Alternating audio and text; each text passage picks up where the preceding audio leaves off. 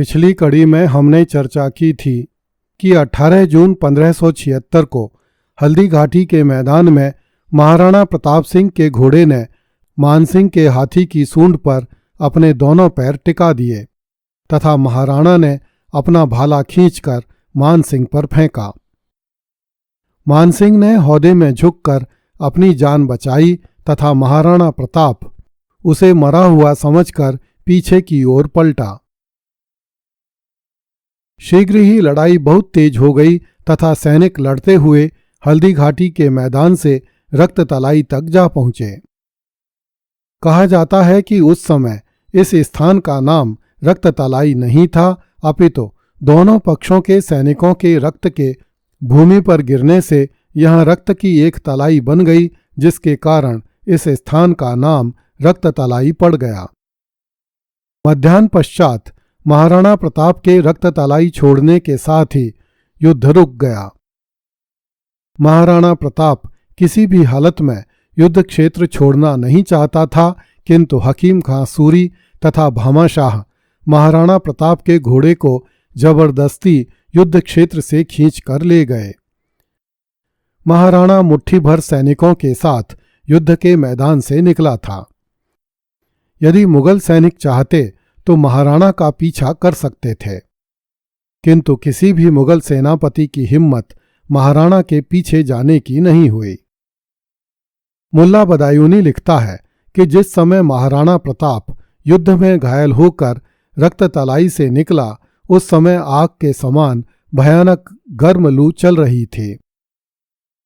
हमारी सेना में यह खबर फैल गई कि राणा छल करने के लिए पहाड़ के पीछे घात लगाए खड़ा है। इस कारण हमारे सैनिकों ने राणा का पीछा नहीं किया। वे अपने डेरों में लौट गए और घायलों का इलाज करने लगे। हल्दी घाटी का युद्ध निश्चित रूप से दो पक्षों के बीच हुआ था। एक पक्ष भारत की सर्वशक्तिशाली मुगल सत्ता का था तथा दूसरा पक्ष भारत के सबसे पराक्रमी और गौरवशाली राजकुल गुहिलों का। मुगलों की तरफ से लड़ने के लिए मानसिंह के नेतृत्व में कछवाहे सरदार तथा मुगल सल्तनत के लगभग समस्त प्रसिद्ध अमीर आए थे, जबकि गुहिलों की तरफ से लड़ने के लिए प्रमुख रूप से ग्वालियर के तंवर, मुट्ठी भर चौहान, सोलंकी, डोडिया, समदड़ी के झाला, जालौर के सोनगरे, मेड़तिया राठौड़, भामाशाह, उसका भाई ताराचंद ओसवाल एवं अफगान हकीम खां सूरी आए थे। मुगलों का पक्ष बहुत भारी था और महाराणा के पास बहुत कम सेना थी। निश्चित रूप से भील सैनिकों ने भी महाराणा की इस युद्ध में बड़ी सहायता की थी। इस प्रकार हल्दी घाटी के युद्ध में यही दो पक्ष स्पष्ट रूप से दिखाई देते हैं, किंतु एक तीसरा पक्ष भी इस लड़ाई में मौजूद था और वह इन पक्षों के केंद्र में था और वही मुख्य भूमिका में था। वह था कछवाहों का राजकुमार मानसिंह, जो इस समय अकबर का सेनापति बनकर आया था। किंतु मानसिंह तथा महाराणा प्रताप का सैकड़ों साल पुराना रोटी बेटी का संबंध था। जिस प्रकार महाराणा के कुल ने हिंदुओं की बड़ी सेवा की थी, उसी प्रकार मानसिंह के कुल ने भी आगे चलकर हिंदुओं की बड़ी सेवा की थी। विशेषकर तब जब अकबर का वंशज औरंगजेब भारत का शासक बना। तब मानसिंह के वंशजों ने ही छत्रपति शिवाजी के प्राणों की रक्षा एक से अधिक बार की थी। इसलिए इस युद्ध में मानसिंह को युद्धरत दो पक्षों में से एक समझने की बजाय तीसरे पक्ष के रूप में देखा जाना चाहिए। इसका कारण यह भी है कि अकबर का सेनापति होते हुए भी मानसिंह अपने पक्ष की स्वतंत्र अभिव्यक्ति का आकांक्षी था। तीसरे पक्ष के रूप में मानसिंह हल्दी घाटी के युद्ध में अपनी विजय की घोषणा करता है। अकबर का पक्ष प्रमुख रूप से मुल्ला अब्दुल कादिर बदायूनी तथा अबुल फजल ने लिखा है, जबकि महाराणा प्रताप का पक्ष चारण कवियों ने ख्यातों एवं फुटकर रचनाओं में लिखा है। अमर काव्य वंशावली, राज रत्नाकर, जगन्नाथ राय प्रशस्ति, राणा रासो आदि रचनाओं में भी राणा प्रताप का पक्ष अच्छी तरह से लिखा गया है। मानसिंह का पक्ष ऐतिहासिक महाकाव्य मान प्रकाश के रूप में सामने आता है, जिसकी रचना मानसिंह के दरबारी कवि मुरारी दास ने की थी। मुरारी दास लिखता है कि दोनों सेनाएं बहुत देर तक युद्ध की भावना से तथा चमकती हुई तलवारों की कांति से उद्दीप्त थीं। मुरारी दास लिखता है, राजा मानसिंह भुज प्रताप से क्षण भर में विपक्षियों को छिन्न भिन्न कर जीत कर अपने प्रताप से वैरी वर्ग को संतप्त करता हुआ इंद्र के समान सुशोभित हुआ। मुरारी दास लिखता है, जब मानसिंह युद्ध कर रहा था तब उसका छोटा भाई माधव सिंह आ गया। उसने मानसिंह से कहा कि राजन, आप क्षण भर के लिए विश्राम कर लीजिए, इस युद्ध को समाप्त कीजिए। यह कहकर वीर माधव सिंह युद्धाभिमुख हुआ तथा समस्त विपक्षी योद्धाओं को व्यग्र बना दिया। मुरारी दास लिखता है, उस समय माधव सिंह के भय से कोई भी योद्धा युद्ध करने के लिए सामने नहीं आया। माधव सिंह के बाण से अनेक योद्धा छिन्न भिन्न हो गए। अनेक राजा दीन हो गए, कुछ युद्ध भूमि छोड़कर भाग गए, कुछ युद्ध करने के लिए कुछ समय तक खड़े रहे।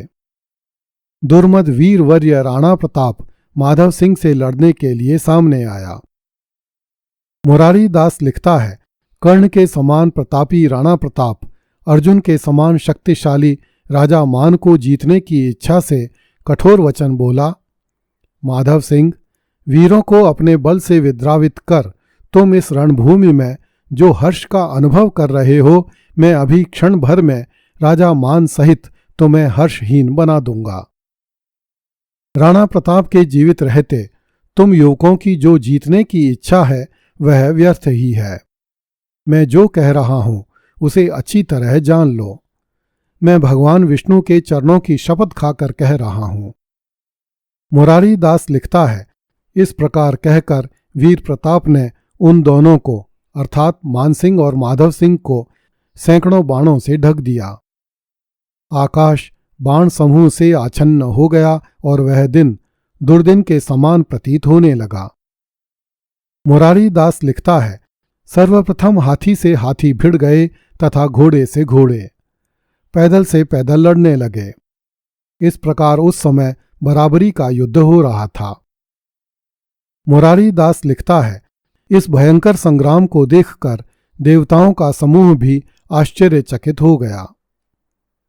शस्त्रों की अधिकता से हुए घने अंधकार में भय से आक्रांत मन व शरीर वाले योद्धा इतस्ततः भागने लगे।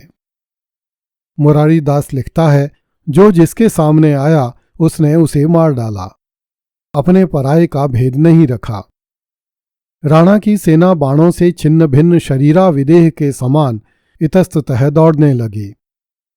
मुरारी दास लिखता है, जिस प्रकार बादल जलधारा से भूमि को रोक देता है, उसी प्रकार उस राणा ने पुनः सैकड़ों बाणों से शूरवीर मानसिंह को रुद्ध कर दिया। उसके बाणों से आच्छन्न धनुर्धारी युद्ध की कामना से उसके सामने जा खड़ा हुआ।